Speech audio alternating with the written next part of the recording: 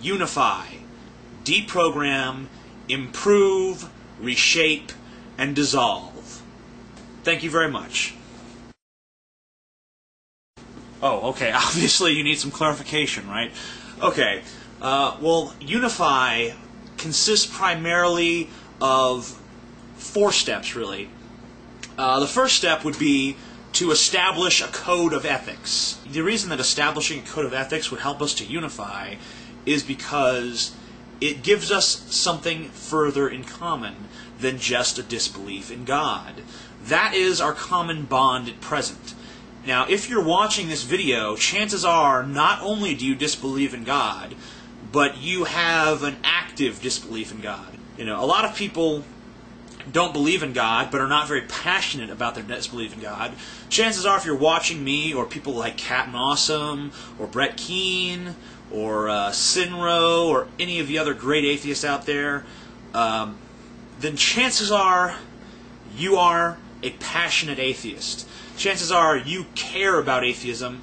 You realize that religion is fucking things up in this world, and you want to change that. Chances are we have more in common than just disbelief. What I'm suggesting is we expand upon our similarities by establishing a set code of ethics. Now, I'm not going to suggest in this video what that code of ethics should be.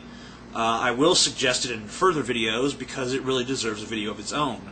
But the formulation of some code of ethics is necessary. Now, the second phase of the first step would be to justify the aforementioned ethics.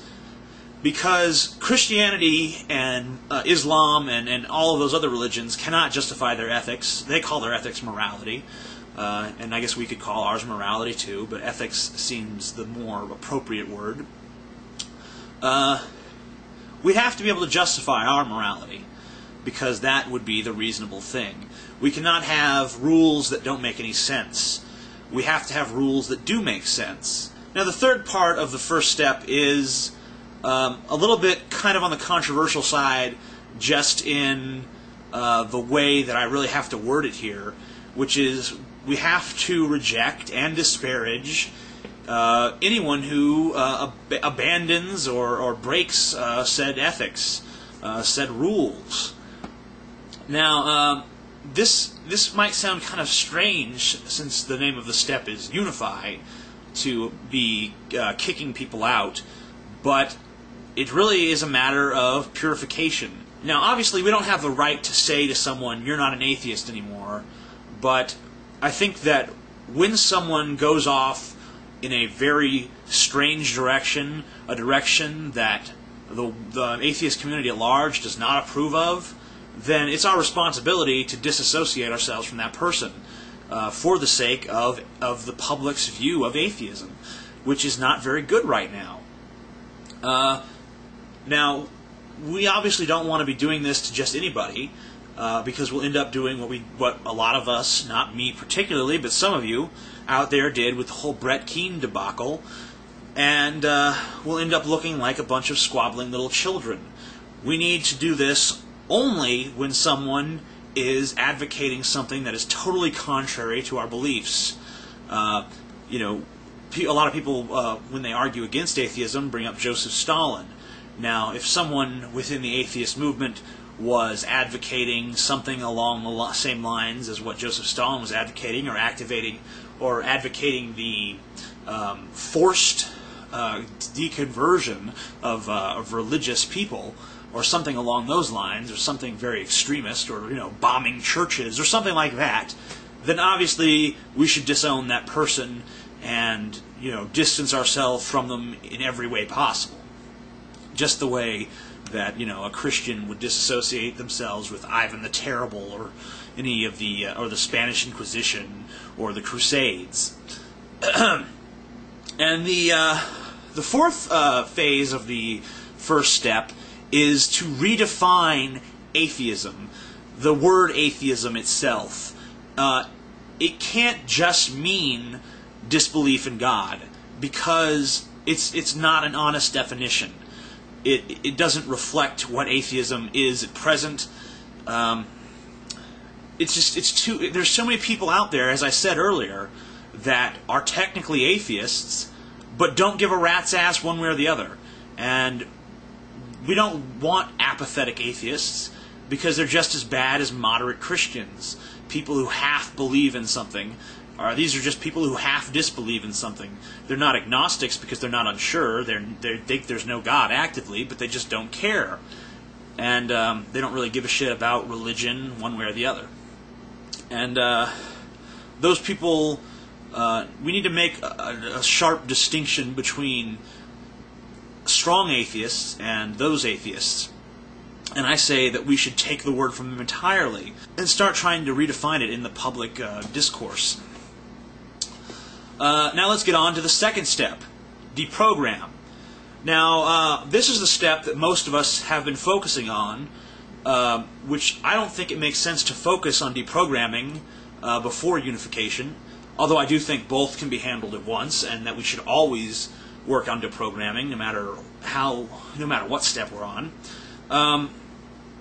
Now, the way we deprogram is, first of all, you eliminate inconsistencies and anachronisms in religious text.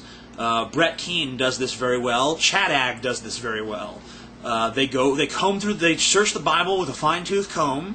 They find all of these inconsistencies, all of these anachronistic moralities, all of these really just strange, bizarre absurdities, and they point them out to Christians.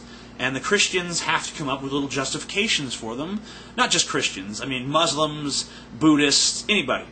Anybody who has a religious text or a religious doctrine of any kind, this will apply to them. We have to also illuminate and reprimand religious people and their atrocities. The atrocities of the religious people that are brought up. Not just... Now, we need to make sure we don't reprimand atrocities that were not directly related to religion. But if a genocide or something along those lines was directly motivated or directly justified using religion, then we need to point that out. And most of us do that. Most of us atheists are quick to list a litany of offenses that religion has committed against humanity over the years. The most recent and prominent, of course, would be the attacks of September 11th and the protest over the Danish cartoons depicting the Prophet Muhammad. Both of those, of course, being instances of radical Islam, which is a term I don't really like, because radical Islam is really a redundancy. All of Islam is radical, and we're going to get onto that. Don't think I've forgotten you Islamic people. I am planning a video for you, and it's going to be one hell of a fucking spanking. Let me tell you that now. And the third phase of the second step is that we need to illustrate that the positive attributes of religion, like when religious people say religion is the source of morality, or religion really brings people together, or something like that, we always need to be able to show them how they can have the same thing sans religion. You don't need church to be a community. You can gather and discuss something else. You don't have to have that excuse to see your friends, okay? You know, why not just go over to your... I mean, isn't it good enough to go over to your friends and watch the game or whatever? You have to always be in the church. You know, we've got political parties, we've got sporting events, we've got plenty of things where the community can all get together and...